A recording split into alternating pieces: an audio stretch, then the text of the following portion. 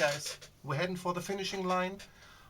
There's just 1 week to go, and there's been good progress on the Graf Spee so far. I have finished all the painting on the hull. Right here is probably not a lot to look at from the distance, but it's okay. I have, after having applied the future floor wax, I had added the wash, which in turn has been removed mostly and almost completely. I've been doing a bit of dry brushing on the hull as well, but not too much. And then I have added a flat coat to seal everything off. As well, the flat coat is the base to the streaking technique. This is that I'm going to use to finish the hull. There's one thing about weathering a ship in this scale is that you have to imagine that if you have a rust speck, which is 1 square millimeter on the ship, it's almost a square foot on the real ship, and that is really a big speck of rust or grime or anything. So you have to really restrain yourself a lot more than on a tank or a plane in its 35th scale or 48th scale or something like that, or even 72nd scale, which is pretty small. This is 350th scale. So everything that you do should be, in my opinion, be really restrained. And streaking is a very nice way to give nice accents to the hull without overdoing on the weathering technique. As well, in a ship, the dirt tends to be more intense toward the waterline and getting less and less the higher you go on the ship. So on the topmast, for example, on the top you'll probably find nothing worth mentioning in terms of grime or something like that. This is supposed to be all around the hull, about in the area of the hose pipes and the bollards, and in areas like that where there's extreme use and extreme wear. There's no wear on top of the foremast, for example, or in the girder works of the mainmast. So be careful where you add it. But now we get to doing the streaking technique.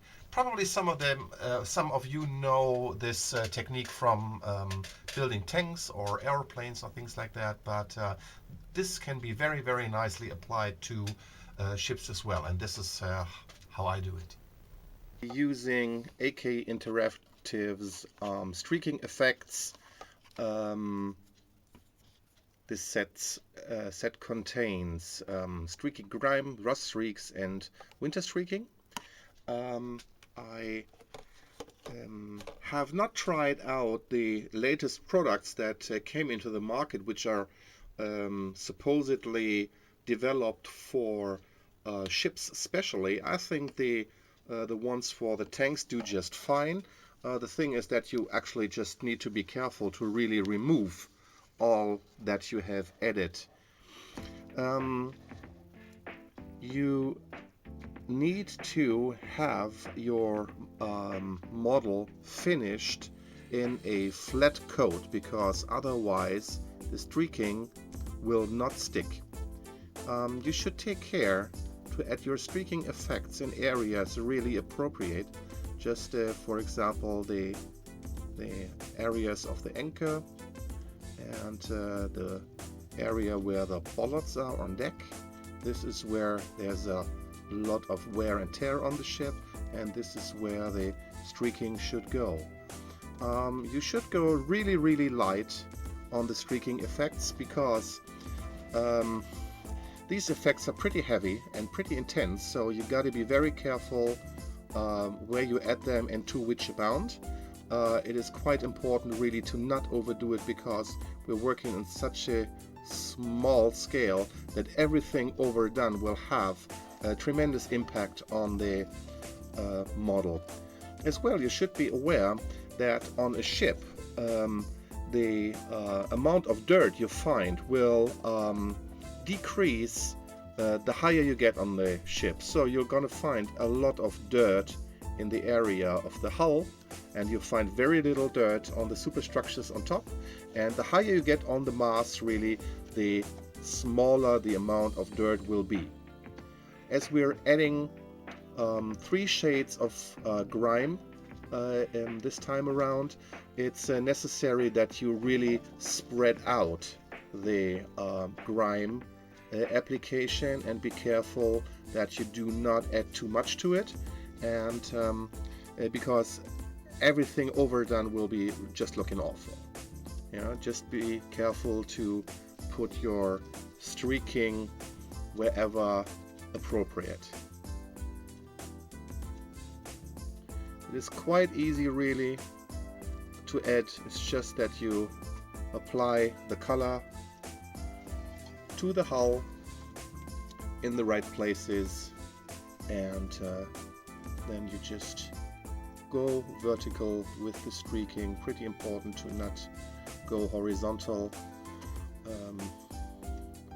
In some areas where you would expect to have more dirt, you can go a little bit longer with your streaking as well, and as well you could in some areas, just for the change of it, you could do something like that, for example, which will look quite neat in the end. Just be careful, don't overdo it.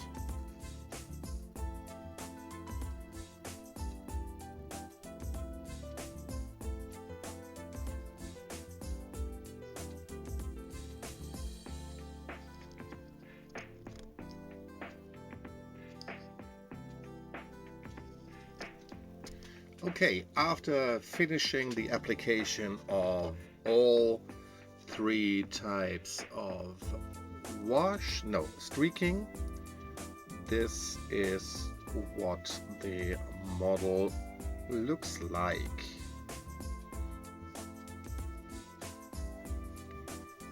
And probably you're thinking, who in his right mind would want to do something like that to his model?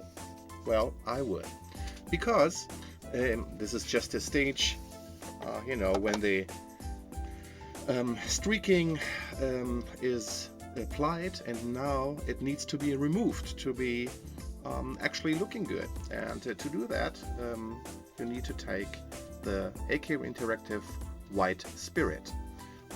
I do not know if other white spirits would work as well, but these are the ones actually that work in this system, so I can only recommend to use these and not any other. You should take a good paintbrush now, not too good probably, should be stiff bristled, bristled. I don't know what's the word.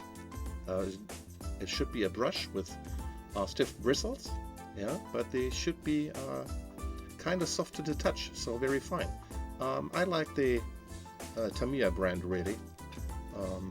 I have a few others, but these tend to work out very nicely. So what I'm doing now is I'm taking a good amount of the AK Interactive White Spirit, and I just brush across the streaking vertically, and horizontally, of course, yeah. And by doing so, I remove most of the streaking, and then I finish off with a vertical go, and what's left is these tiny amounts that do really look the part. But of course, in 3/50th scale, these amounts need to be really small.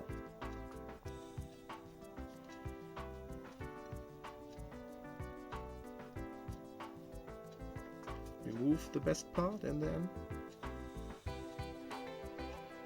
streak vertically and draw out the paint residuals.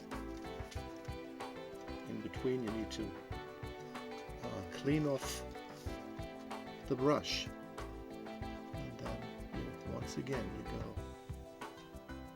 like that and you draw out the paint.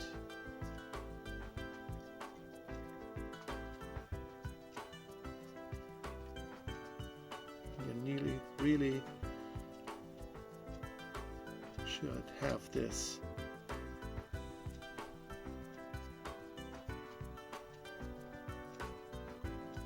in a flowing motion, and you can see these are really fine streaking effects.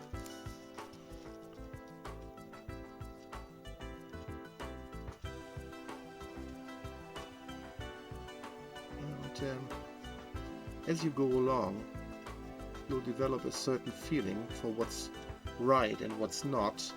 And the nice part about it is, if you have removed too much, you just reapply some of the streaking grime and do it again. Yeah, so after 2 or 3 goes, you should have exactly the balance we're aiming for. Of course, every ship is different, and every theater of operation is different, and accordingly the ships should be looking different. But you'll get there eventually. You know, you just like look at pictures a lot. Yeah, try to find out what the actual look like. And what's fair and what's not. Oops, I should go horizontal first and then vertical. Yeah, and you can repeat this process again and again until you're satisfied with the result. And yeah, in 3/50th scale, you should be really careful about what you leave on and what you remove. In my opinion, any self-respecting captain would not go around with his ship looking like a rusty bucket. Yeah, if he had the chance to have his ship shape, it should be. And I want to have my Graf Spee looking like a well-groomed vessel.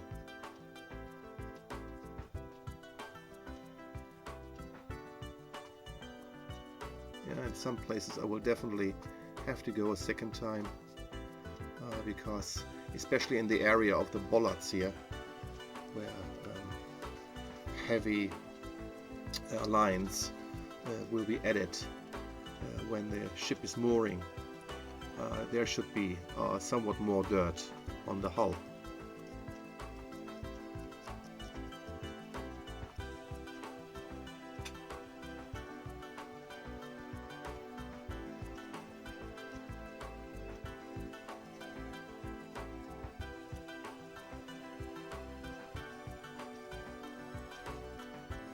After all the streaking is finished, the hull again needs to be sealed off with a layer of enamel flat coat to seal everything in. It gives you as well another chance to have another run with colored pencils to pick out some more of your detail, put in a number of highlights and everything. And this is what the hull looks like after all those processes repeated a few times. As you can see in the magnification, that the hull looks pretty dirty, but this looks far better if seen from a little distance. Alright, there's Monday today, Monday, Tuesday, Wednesday, Thursday. So this is going to be a pretty close call. So I have to push a little bit. What I'm doing now is I'll be using a number of Tamiya weathering sets to add a little bit more color flavor to the hull and the superstructure. Just put in a few highlights and a few shadows and everything. It's a little bit like makeup for the ship before I finally fix it on the very basic board that I've been using in the construction process to keep my fingers away from the hull, and this will be the basic base which I will stick the model to until it is finally finding its final position on a diorama, which will not be built during the duration of this contest. Thank you for watching. See you in a bit. Bye bye.